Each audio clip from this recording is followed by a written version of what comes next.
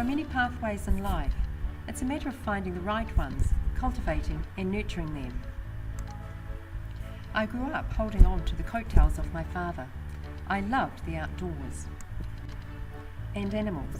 My junior years were spent outdoors with animals, riding horses and playing sport. I never doubted that I could be involved in an industry I had a passion for. I also enjoyed leadership roles, Cub Scout leader, coaching and captaining sports teams, prefect roles. I was fortunate enough to be capable in the sporting arena and played in our top teams at school. I was supported by my parents to study agriculture at Lincoln. Despite comments from my high school teachers telling me it was a man's world out there. I was one of 8 women in a class of 200 males. I was encouraged at uni by one person in particular, and that was a senior lecturer that was very supportive about my decision to pursue a career in the agricultural industry. My first employer had absolute faith in my abilities, and my responsibilities grew. I was contracting farmers to grow the peppermint crop, harvesting, distilling and exporting the oil. I thoroughly enjoyed working with farmers. After the peppermint industry crashed, I embarked on my career at Lincoln University. I realised I thoroughly enjoyed the whole area of education and seeing the lights go on as people grew in their knowledge and understanding. It was a very male-dominated environment. I was the only female academic in my department for many of my years at Lincoln. My colleagues on the whole were incredibly respectful and supportive of my teaching role. It did have its challenges. I was told more than once that perhaps I should be home looking after my children and supporting my partner in his career. Comments came that I was always dashing out the door at 5 p.m. I did not bother to comment that if I didn't, childcare centres would charge me the earth for each minute I was late. I envied the ability of some of my male colleagues to stay for the 5:30 meeting and to finish a task before going home. I was tasked with bundling up the unfinished work, working late into the night after children were fed, bathed, read books and asleep in bed.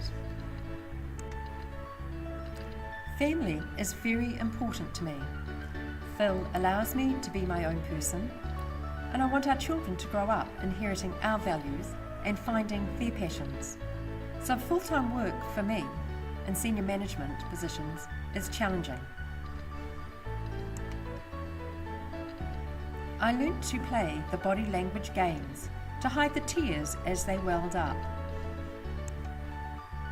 If there was conflict, I always believed there was a solution.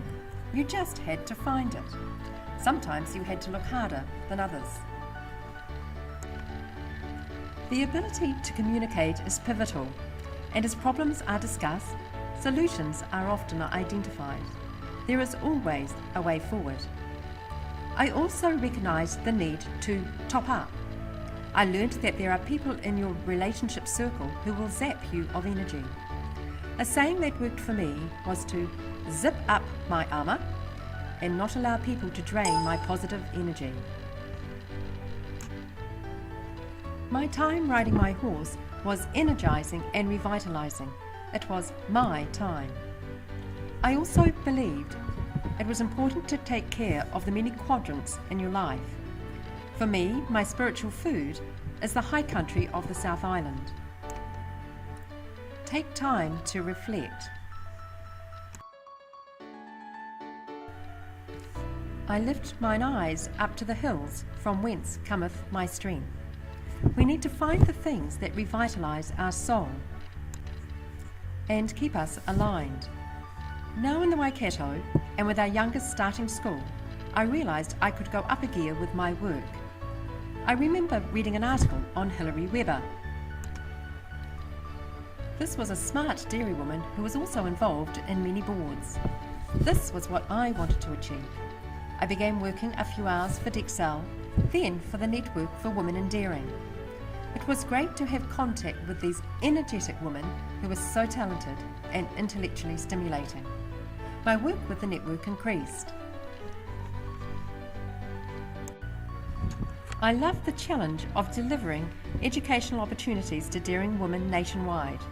To also be thinking of how these professional development opportunities can be delivered in an innovative fashion that fits with the very busy lifestyle these talented women lead.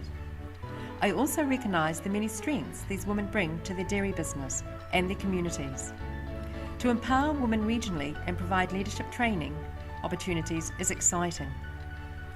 Maintaining a balance of myself, work, family and community remains a constant challenge. I am enjoying my role on the Waikato Dio Schools Board and my involvement on the Network for Women in Dairying Trust Board. I have attended Institute of Directors courses and very much enjoy working in governance and senior management. It combines my passion for dairying, education and strategic planning. Inevitably, life's pathway becomes windy, takes unexpected twists and turns, and meeting forks in the road. By reconnecting these divergent pathways and consciously nurturing my many passions along the way, I have found my way forward and the road to happiness and success.